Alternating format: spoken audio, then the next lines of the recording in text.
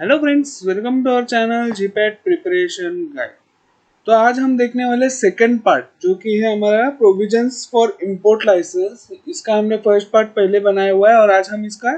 Second part बनाने जा रहे हैं। तो इसका फर्स्ट पार्ट अगर आपने नहीं देखा तो उसकी लिंक मैं डिस्क्रिप्शन बॉक्स और आई बटन में दे दूंगा। पहले आप फर्स्ट पार्ट देखिएगा तो आपको सेकंड पार्ट समझने में आसानी होगी। तो चलिए शुरू करते हैं हमारा आज के टॉपिक के बारे में। हम आज फर्स्ट पॉइंट डिस्कस करेंगे, conditions to be satisfied for grant of the license. इसका मतलब क्या होता है कि लाइसेंसिंग अथॉरिटी में जो भी पर्सन बैठा है उसको कौन से कंडीशंस पे सेटिस्फाई होना पड़ता है तो ही वो लाइसेंस को ग्रांट करेगा। फर्स्ट पार्ट होता है इसमें, before granting license in form number 10 और फॉर्म नंबर 10 है, licensing authority shall check several things for being granting permission. इसका मतलब क्या हुआ कि फॉर्म नंबर 10 या फॉर्म नंबर 10A में कोई भी लाइसेंस इशू होने के पहले लाइसेंसिंग अथॉरिटी को कुछ चीजों को ध्यान से देखना पड़ता है या फिर कुछ चीजों से उन्हें सेटिस्फाई होना पड़ता है तो ही वो उस लाइसेंस को ग्रांट करते हैं। तो अभी कौन से लाइसेंस फॉर्म नंबर 10 और फॉर्म नंबर 10A में ग्रांट होते हैं उसके बारे में हमने सब डिस्कस किया है पिछली वीडियो में, तो आप पिछली वीडियो जरूर देखिएगा। तो पहला पॉइंट ये है कि वो जो प्रीमाइसिस है जहाँ पे हम इम्पोर्टेड ड्रग्स को रखने वाले हैं वो प्रीमाइसिस में हर एक चीज होनी चाहिए जो कि पर्टिकुलर ड्रग के स्टोरेज के लिए इम्पोर्टेंट है। उसमें मतलब पूरी प्रिजर्विंग फैसिलिटीज होनी चाहिए, अकोमोडेटेड होना चाहिए वो हर तरीके से। तो फर्स्ट पॉइंट यही कहता है, the premises where the imported substance will be stocked are equipped with proper storage accommodations for preserving the properties of the drug. Second point is the occupation, trade or business. The applicant is verified licensing authority may refuse to grant a license if he is satisfied that. तो second point में हम देखने वाले हैं कि जो भी है, किसी का ऑक्यूपेशन है या फिर कोई ट्रेड करता है, फिर किसी का बिजनेस है, तो वो जो पर्सन है वो क्वालिफाइड होना चाहिए, वो वेरीफाइड होना चाहिए। लाइसेंसिंग अथॉरिटी कभी भी उसका लाइसेंस सस्पेंशन कर सकती है या फिर उसको परमिशन नहीं दे सकती अगर उन्हें मालूम पड़ा कि द एप्लीकेंट जो है वो हमारे जो एक्ट है, जो हमारा इम्पोर्ट एक्ट है, उसके प्रोविजंस एंड रूल्स को कंप्लाई नहीं करता तो उसका लाइसेंस हम ग्रांट नहीं करेंगे। सेकेंड पॉइंट है high conviction under the act on the narcotic drug and psychotropic substance act 1985। High conviction यानी कि वो जो पर्सन है पर्टिकुलर वो कन्विक्शन प्रोड्यूस करता है इस एक्ट के लिए या इम्पोर्ट एक्ट के लिए या फिर narcotic and psychotropic substance act 1985 के लिए, तो भी हम उसका लाइसेंस ग्रांट नहीं करेंगे। प्रीवियस सस्पेंशन और cancellation of the license granted to him, जो भी इसका पहले का लाइसेंस ग्रांटेड है वो भी हम सस्पेंड कर सकते हैं अगर वो इन दो चीजों के अंडर दोषी पाया गया तो ये हो गया conditions to be satisfied to grant a license. मतलब लाइसेंस ग्रांट करने के पहले कौन से कंडीशंस को सेटिस्फाई करना पड़ता है लाइसेंसी को। अब देखते हैं हम कि अगर किसी लाइसेंस यानी कि समझो अगर हमने लाइसेंस के लिए अप्लाई किया है और वो लाइसेंस ग्रांट नहीं हुआ तो हम क्या कर सकते हो, क्या प्रोसीजर है हमें वापस रीअप्लाई करने के लिए।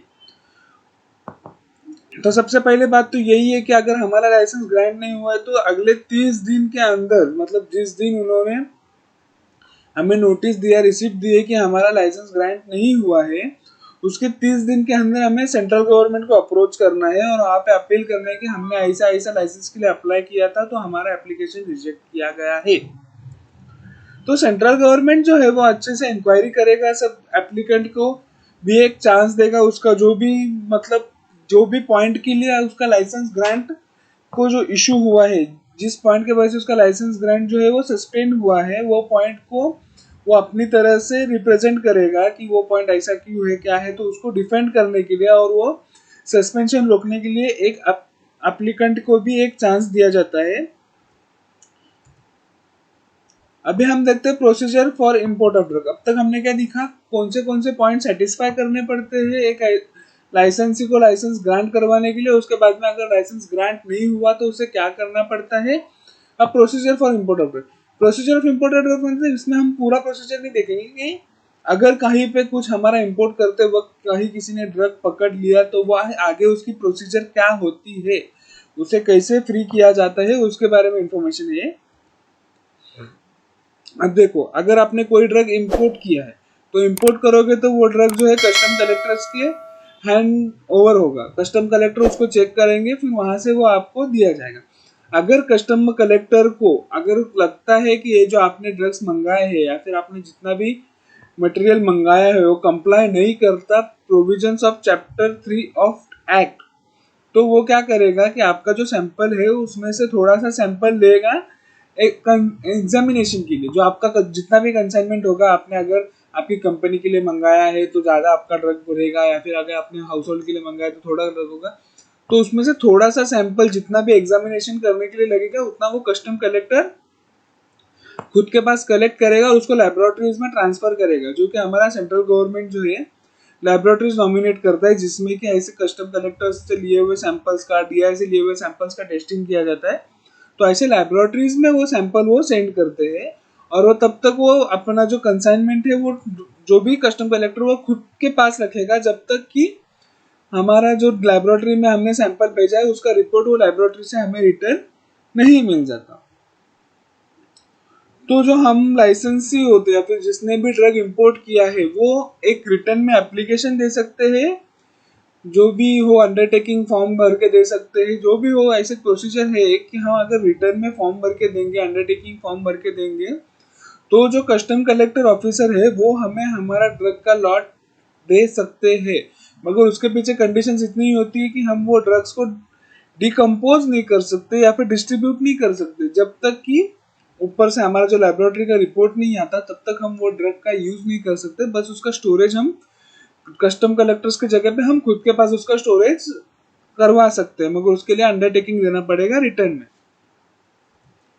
और हमें रिटर्न में देना पड़ता है कि अगर हम हमारे पास अपना ड्रग्स का स्टॉक रख रहे हैं, कस्टम कलेक्टर्स को नहीं दे रहे हैं, तो अगर लेबोरेटरी से नेगेटिव रिपोर्ट आया, अगर हमारे सैंपल में कुछ गलत मिला, तो 10 दिन के अंदर हम हमारा सैंपल पूरा का पूरा कस्टम कलेक्टर्स को रिटर्न करेंगे। तो ये हो गया इंपोर्ट ऑफ ड्रग्स में क्या क्या होता है कि अगर किसी ने कस्टम कलेक्टर्स ने अपना ड्रग रोका है कस्टम कलेक्शंस में, उसमें से वो सैंपल लेंगे, लेबोरेटरीज में भेजेंगे। लेबोरेटरी जो होती है वो सेंट्रल गवर्नमेंट के द्वारा अपॉइंट की होती है, वहां से रिपोर्ट आने तक वो सैंपल जो है वो कस्टम कलेक्टर्स के पास भी रख सकते हैं, हम अपने पास भी रख सकते हैं। अगर हमें अपने पास रखना है तो अंडरटेकिंग फॉर्म फिल करके देना पड़ता है,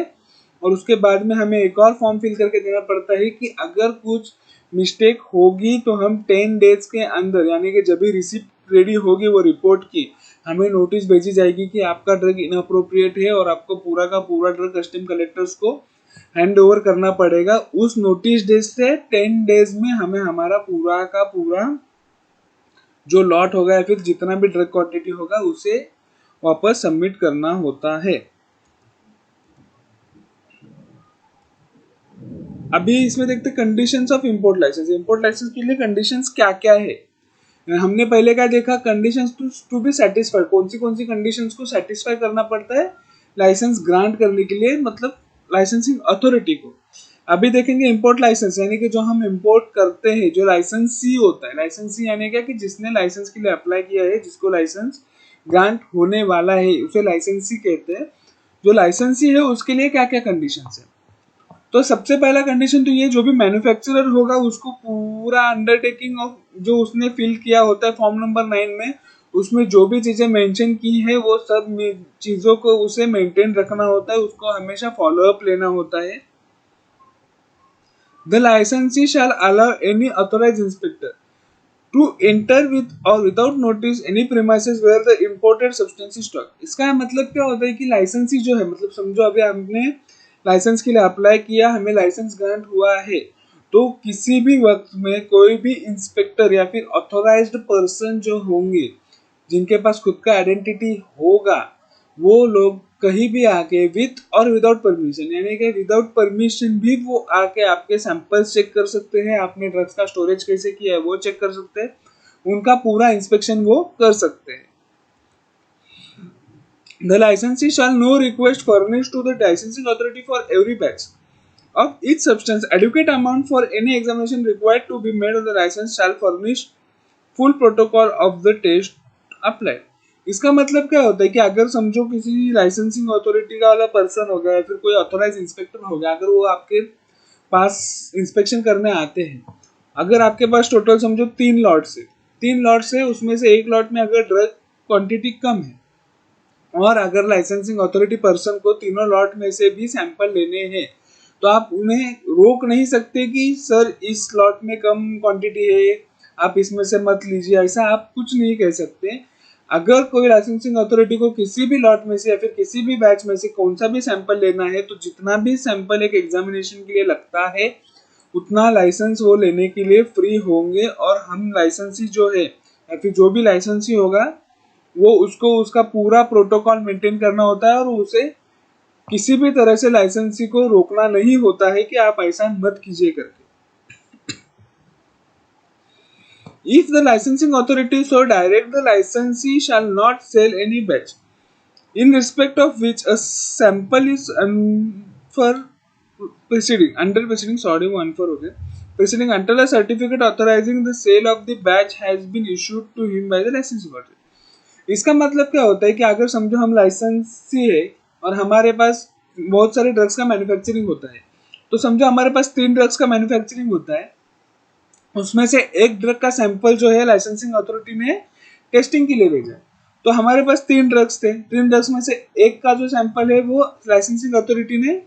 टेस्टिंग के लिए भेजा, तो हमें तीनों ड्रग्स का जो सेल है वो नहीं रोकना है। जो 2 ड्रग्स का सैंपल लाइसेंसिंग अथॉरिटी ने कलेक्ट नहीं किया वो ड्रग्स का हम सेल कर सकते हैं, मगर जिस ड्रग का सैंपल लाइसेंसिंग अथॉरिटी ने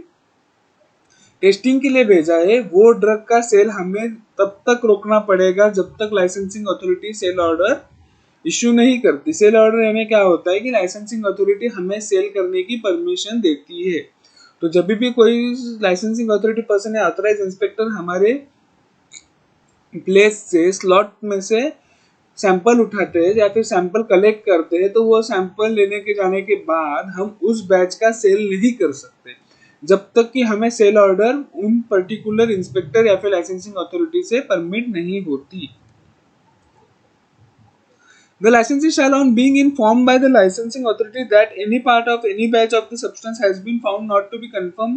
with the standards in chapter 3 of the act, withdraw the remainder। मतलब इसका मतलब क्या होता है